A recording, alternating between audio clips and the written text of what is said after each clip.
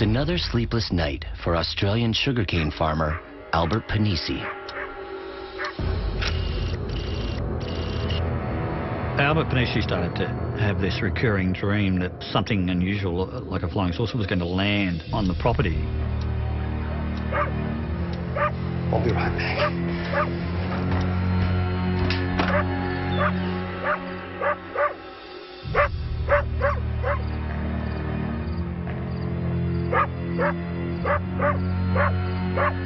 And just like in his dream, Albert's dog won't stop barking. This was sort of uncharacteristic, but Albert's dog sort of went berserk. What you got there, boy? The dog seems disturbed by something on the property, but Albert sees nothing out of place.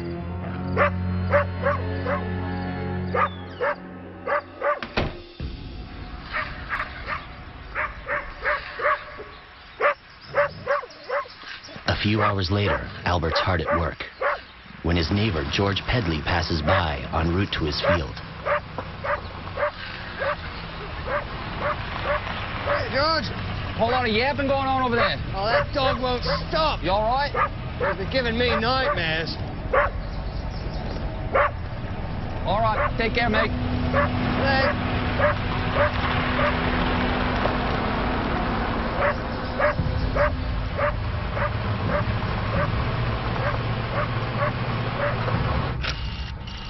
George Pedley was a 28-year-old banana farmer, and he lived adjacent to the Albert Panisi farm. He would use Albert's property as a shortcut to go from one property to the next. On his way, George Pedley drives by one of Albert's lagoons.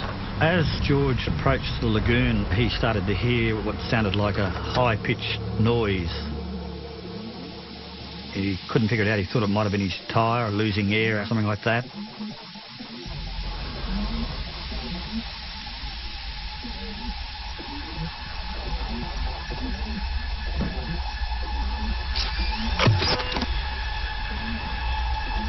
But then he realised it was coming from the location of the lagoon itself. The Horseshoe Lagoon, it's a tidal horseshoe-shaped lagoon, and its normal appearance is basically a chock-a-block full of what's called locally swordgrass. You didn't have too many open areas of water.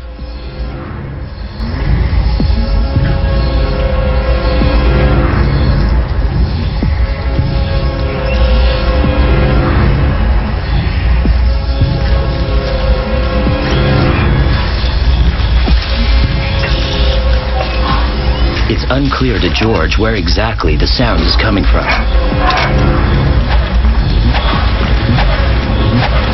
George hears something moving through the reeds.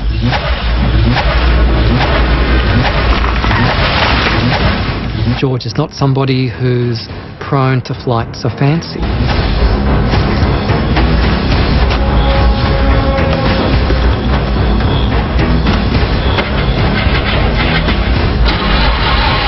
And it's at that point that he notices the flying saucer.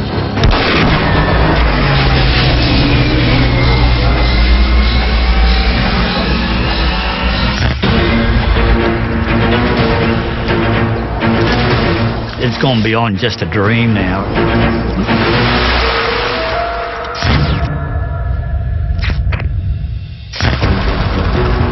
Morning, Albert. Hey, George. You take care, mate. Farmer George Pedley regularly drives past his neighbor's lagoon. But today he comes across a surprise visitor. This thing was literally right in front of him and scared the bejesus out of him when it rose up. He described it as two saucers inverted, touching rim to rim, with a protuberance on the top as well as on the bottom, and apparently metallic looking. The object seemed to be about 30 feet in diameter, approximately about 9 feet to 10 feet in height.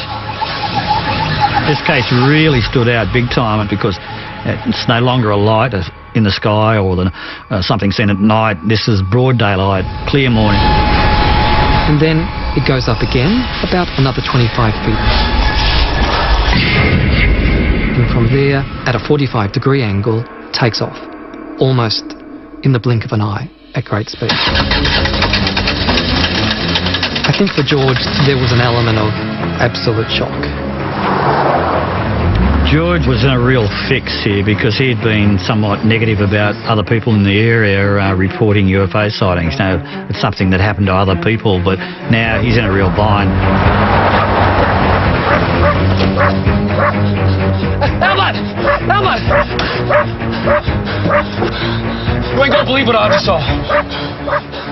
I know.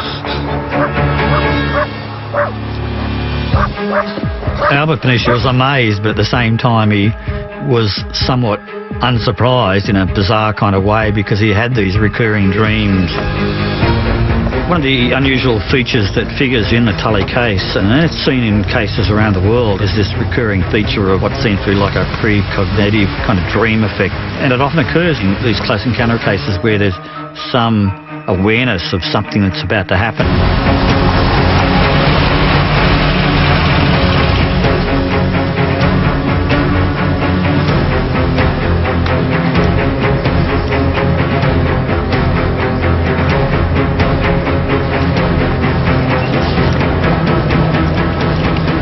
But George and Albert were dumbfounded by what they found. They were seeing this, what, like a floating pontoon or a massive, tightly interwoven swordgrass, about 30 feet wide, resting on the top of the lagoon, and it was swirling in a clockwise direction. Looks like a nest made of swordgrass. Albert rushes back home to get his camera. For Albert, this dream seems to be coming true for him. It's happening before his very eyes.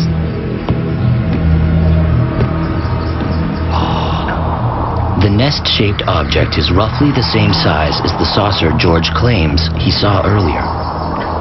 There was a definite rim around the swordgrass where the grass was pushed down lower into the water, and the rest of the grass was up higher, as if an inverted saucer, if you like, had pressed down on top of the grass. George was a very determined kind of guy. He really wanted absolute evidence. George decides to go into the lagoon to investigate.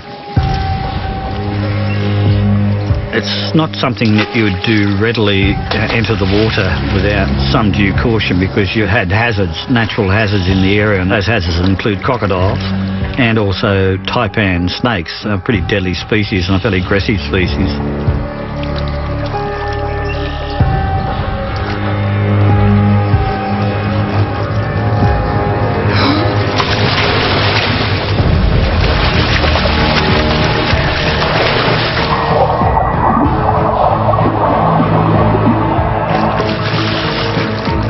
As George descends, Albert returns with his camera.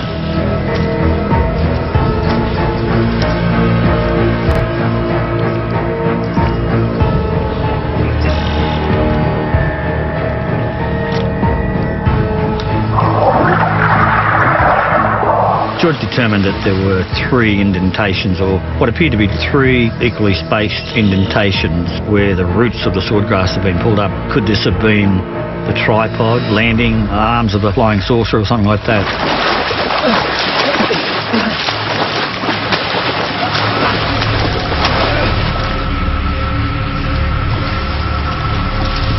The word got around very quickly in the local community that something had happened. In fact, the police came onto the scene within the first 48 hours, and they started an investigation.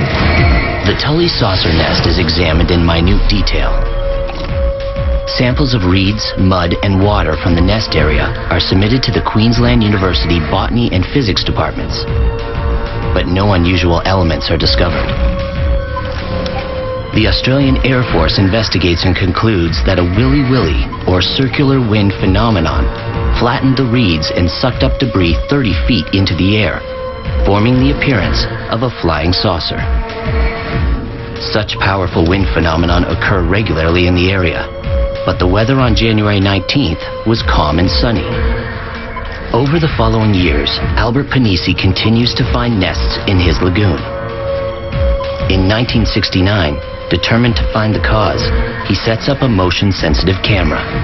Once the camera is tripped, the film is mailed to Kodak for analysis. But when the canister is returned, it's empty. George Pedley never sees another saucer again.